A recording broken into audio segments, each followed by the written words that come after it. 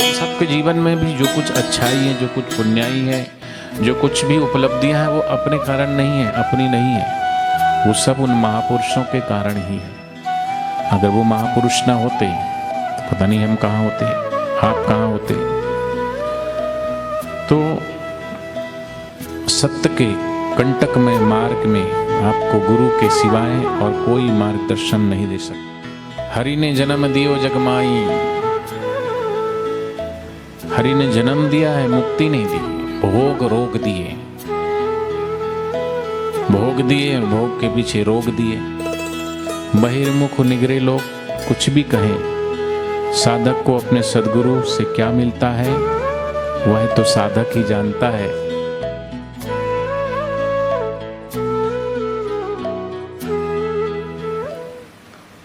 जितने ही राजा महाराजा हो गए और होंगे, सायुज्य मुक्ति कोई नहीं दे सकता। सच्चे राजा महाराजा तो संत ही हैं, जो उनकी शरण आता है वही सच्चा सुख और सायुज्य मुक्ति पाता है। न इस देश का बड़ा से बड़ा प्रधानमंत्री मुक्ति दे सकता है, ज़्यादा से ज़्यादा प्रधानमंत्री क्या कर सकता है, किसी को राष्ट्रपति बना सकता है, कोई किसी को प्रधानमंत्री बना सकता है, ज़्यादा से ज़्यादा तुमको कहते हैं कोई इस पूरी सारी सृष्टि में जितने भी राज्य हैं, जितने भी देश है, पूरे धरती का तुम्हें कोई राजा बना सकता है, पूरे पृथ्वी लोक का, लेकिन फिर भी मुक्ति नहीं दे सकता। तो पृथ्वी लोक के राजा महाराजा भी बन गए, और पहले तो बड़े बड़े राजा महाराजा हुआ करते थे, एक छत्र सम्राट हुआ करते थे। राजा भरथरी वो भी सब छोड़ के गुरु के चरणों में गए, विक्रमादित्य वो भी गुरु के चरणों में गए, राजा हरिश्चंद्र वो भी गुरु के चरणों में गए, मूरध्वज महाराज वो भी गुरु के चरणों में गए। तो गुरुबिन ज्ञान न उपजे, गुरुबिन मिटे न भेद, गुरुबिन संशय ना मिटे, जय जय जय गुरुदेव। तीर्थ का है एक फल, संत मिले फल चार, सदगुरु मिले अनंत फल। तो आपको क्या मिले बताओ? एक फल मिला है, दो फल मिला है, तीन फल मिला है, चार फल मिला है कि अनंत फल मिला है? जोर से बोलो। एक फल वाले हाथ ऊंचा करो, दो फल वाले, तीन फल वाले, चार फल वाले। तीरथ नाय एक फल, संत मिले फल चार, सदगुरु मिले अनंत फल, कहत कबीर विचार। तो हम सबको सदगुरु की प्राप्ति हुई है, और सदगुरु की प्राप्ति जिसको हो जाती है उसको जन्म और मृत्यु का अंत कराने वाली जो मुक्ति का फल है वो प्राप्त हो जाता है, अनंत की यात्रा उसकी शुरू हो जाती है। तो सच्चे राजा महाराजा नेता नहीं, सच्चे राजा महाराजा बड़े बड़े राजा जो राज करते थे वो नहीं, सच्चे राजा महाराजा वो हैं जो भक्तों के दिल में राज करते हैं। मीरा का राज आज भी भक्तों के हृदय में है, शबरी का राज आज भी भक्तों के हृदय में है, रामचंद्र जी का स्थान आज भी लोगों के हृदय में है। इस महाराष्ट्र में बहुत सारे राजा हुए होंगे, उस समय रजवाड़े चलते थे, लेकिन छत्रपति शिवाजी महाराज को छत्रपति कहा जाता है। तो शिवाजी महाराज को सभी राजाओं में श्रेष्ठ माना जाता है। क्यों? क्योंकि शिवाजी ने समर्थ की शरण ली। जय जय समर्थ रघुबीर, ऐसे समर्थ की शरण में गए। जो गुरु की शरण में आए उन्होंने अपने जीवन को उन्नत और महान बनाया। हम सबके जीवन में भी जो कुछ अच्छाई है, जो कुछ पुण्याई है, जो कुछ भी उपलब्धियां हैं, वो अपने कारण नहीं है, अपनी नहीं है, वो सब उन महापुरुषों के कारण ही है। अगर वो महापुरुष ना होते तो पता नहीं हम कहाँ होते, आप कहाँ होते।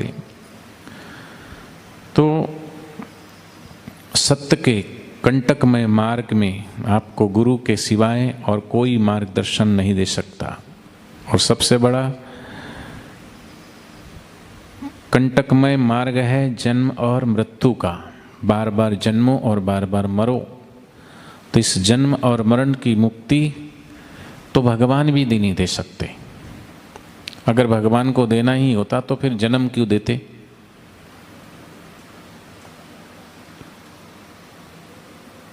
हरि ने जन्म दियो जगमाई,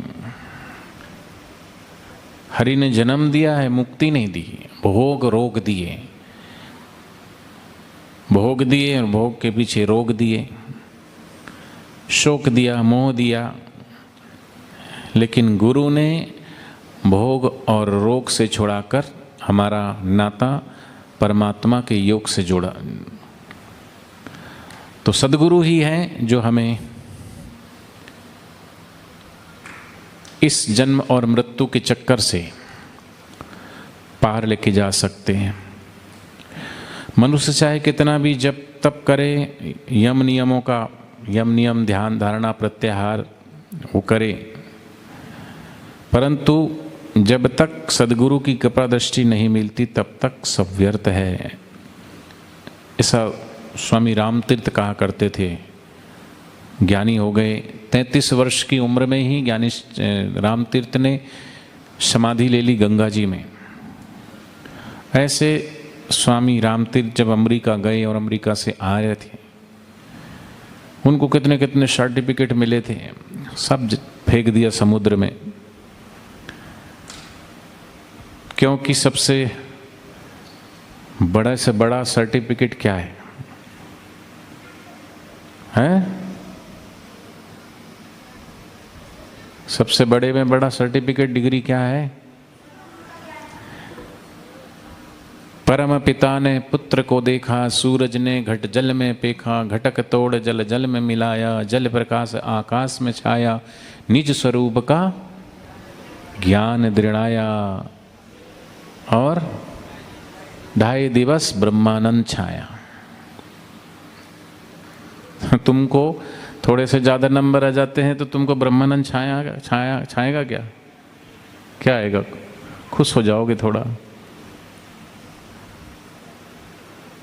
लेकिन सद्गुरु ने वो दिया कि ब्रह्मानंद छाया। इसलिए प्लेटो कहते हैं सुकरात जैसे गुरु पाकर मैं धन्य हुआ। थोरो ने अपने गुरु इमर्सन से जो कुछ प्राप्त किया उसकी महिमा गान में भी भाव विभोर हो जाते थे। श्री रामकृष्ण परमहंस पूर्णता का अनुभव कराने वाले अपने गुरु की प्रशंसा करते नहीं गाते थे। पूज्यपाद स्वामी लीलाशाह जी महाराज भी अपने गुरुदेव की याद में स्नेह से आंसू बहाकर गदगद कंठ हो जाते थे। और पूज्य बापू जी भी अपने गुरुदेव को याद में कैसे हो जाते हैं वो तो आपने सबने हमने देखा ही है। अब हम उनकी याद में कैसे होते हैं यह प्रश्न है।